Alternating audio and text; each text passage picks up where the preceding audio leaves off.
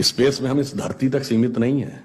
हम वो पहली संस्कृति हैं जिसने तारों की भाषा दुनिया को सिखाई, जिसने नक्षत्रों को संज्ञा दी, जिसने आकाश से गंगा निकाली और जिसने सागर पर सेतु बनाया। मैं तो यह भी पूछना चाहता हूं मेरे भाई, जिन लोगों को लगता हो कि यह कल्पना है, वैसे तो वो आपके अज्ञान के कारण कल्पना लगती, जैसे बहुत सी चीजें विज्ञान की आज से 100-150 साल पहले कल्पना लगती थी, पर उनसे पूछ लो कि भाई ऐसी कल्पना भी तुम क्यों नहीं कर पाए। उसके लिए भी तो इतनी विराट दृष्टि चाहिए कि आप आकाश गंगा तक सोच सकें। तो इससे आप समझिए कि स्पेस में हमारा विस्तार कहां तक था। अब टाइम पे आइए, अभी 2 महीने पहले हम लोगों ने अपना नववर्ष मनाया, तो अभी क्या चल रहा है, ईस्वी संवत 2021। तो किसी का 2021 चल रहा है, किसी का 1400 से चल रहा है। हमारा वैसे टेक्निकली ही सबसे पुराना है 2071, उससे पहले 5100 से अधिक युधिष्ठिर संवत, और हमारा सबसे पुराना संवत क्या है, ब्रह्म संवत, जो 1,97,40,28,000 कुछ 100, मुझे एग्जैक्ट फिगर नहीं याद है, वहां तक 1.97 बिलियन ईयर्स। बाकी दुनिया में कोई भी सभ्यता 1000 से ऊपर नहीं जा पाई। किसी संस्कृति में कहा गया 14,000 साल पहले दुनिया बनी, किसी ने कहा 7,000 साल पहले दुनिया बनी, किसी ने कहा 30,000 साल पहले दुनिया बनी। कोई 1 लाख तक भी नहीं पहुंचा और हम 1.97 बिलियन तक पहुंचे। और इसकी प्रामाणिकता क्या है, इसकी वैज्ञानिकता क्या है, इसका प्रमाण देता है दुनिया का सबसे बड़ा कॉस्मोलॉजिस्ट कार्ल सेगन। और ये कार्ल सेगन कोई छोटा मोटा आदमी नहीं था। आप में से जो लोग विज्ञान में रुचि रखते होंगे उनको पता होगा कि first man made object which has gone beyond solar system, सौर मंडल के परे जाने वाला पहला मानव निर्मित उपग्रह वॉयेजर है, जो 1978 में छोड़ा गया था।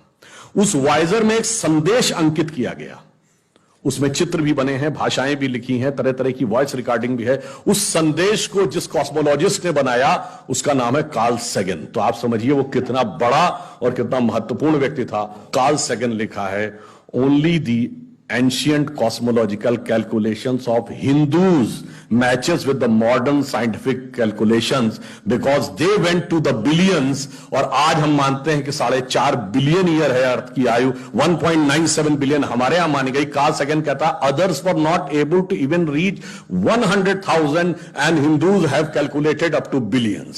तो अब ये एक वैज्ञानिक कह रहा है कि हमारा टाइम में कितना लंबा व्याप है और स्पेस में कितना लंबा व्याप है। तो आपको यह समझना चाहिए कि जिसे हम सांस्कृतिक राष्ट्रवाद कहते हैं वो कितना गहरा और गंभीर है।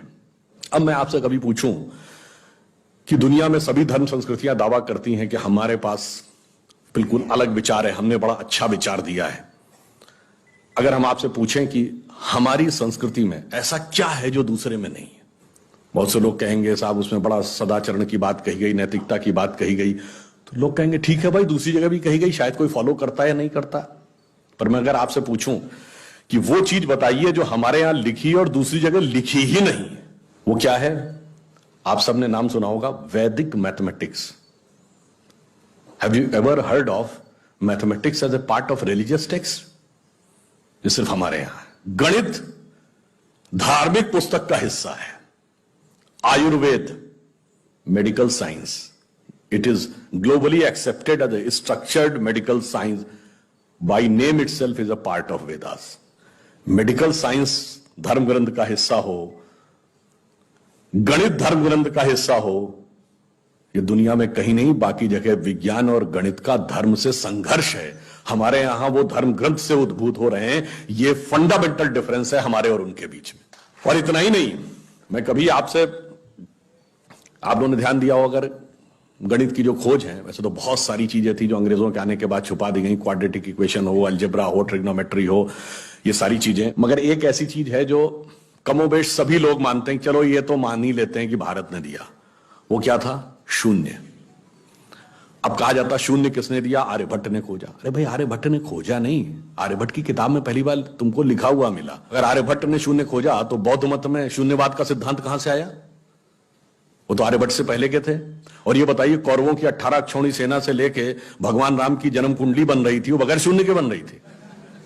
वास्तविकता यह है कि शून्य वेदों से निकला और वो इस बात को स्वीकार करने को तैयार नहीं होते थे कि धर्म ग्रंथ से निकलता है। इसलिए उनको छटपटाहट थी, इसलिए वो कहने का प्रयास करते हैं किसी और ने निकाला था। और समस्या क्या है, हमारे यहां तो भगवान राम की जो कुंडली निकली है वो जब नासा के प्लैनेटोरियम सॉफ्टवेयर में डाली गई तो 7114 समथिंग बीसी की डेट निकल आई।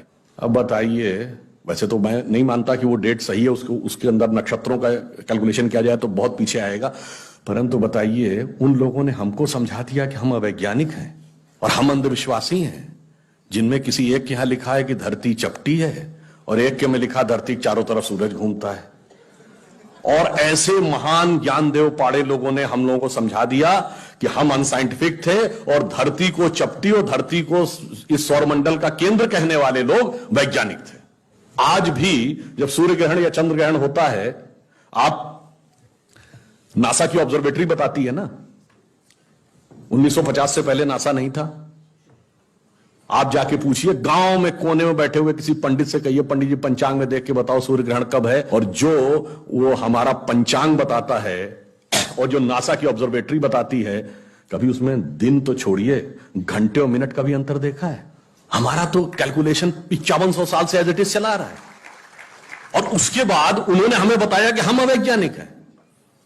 आज भी आप बताइए, उत्तर भारत में उतना नहीं दिखता, दक्षिण भारत के मंदिरों में जाइए, नवग्रह बने हैं तो सूर्य केंद्र में है कि धरती केंद्र में है?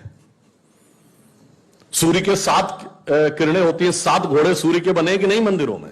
अब बताइए, ऐसा हमारे दिमागों में भर दिया जाता है। हम सब ने, हम लोगों ने भी विज्ञान में पढ़ा कि सबसे पहले 9 ग्रहों की खोज किसने की? केपलर ने। Kepler's law of planetary motion.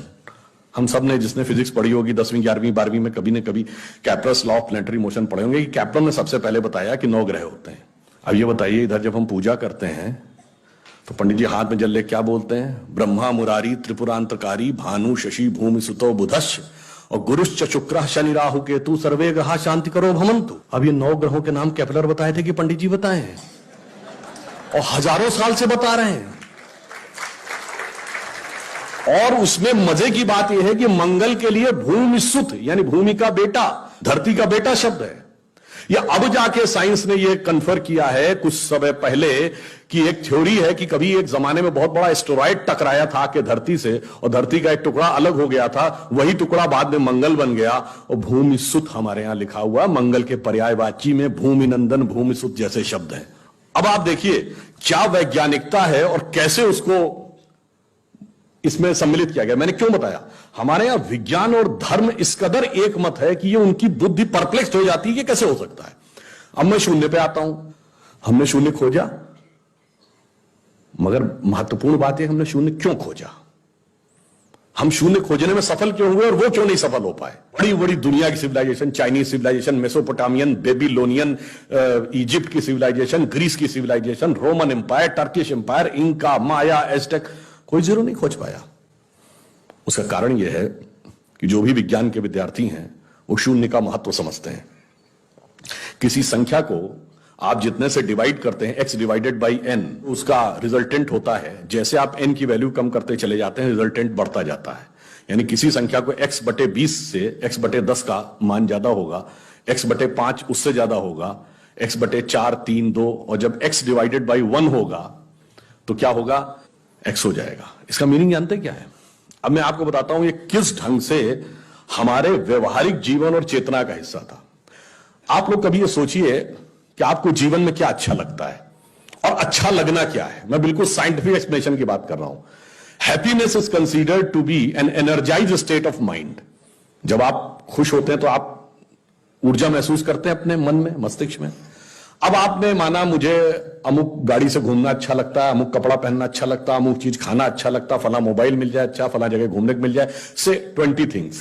तो your energised state of mind is associated with 20 things. वो इंटेंगल्ड हो गई है 20 जगह। अब आप अपने मन में सुख के लिए उन 20 वस्तुओं पे आश्रित हैं, तो x डिवाइडेड बाई 20 है।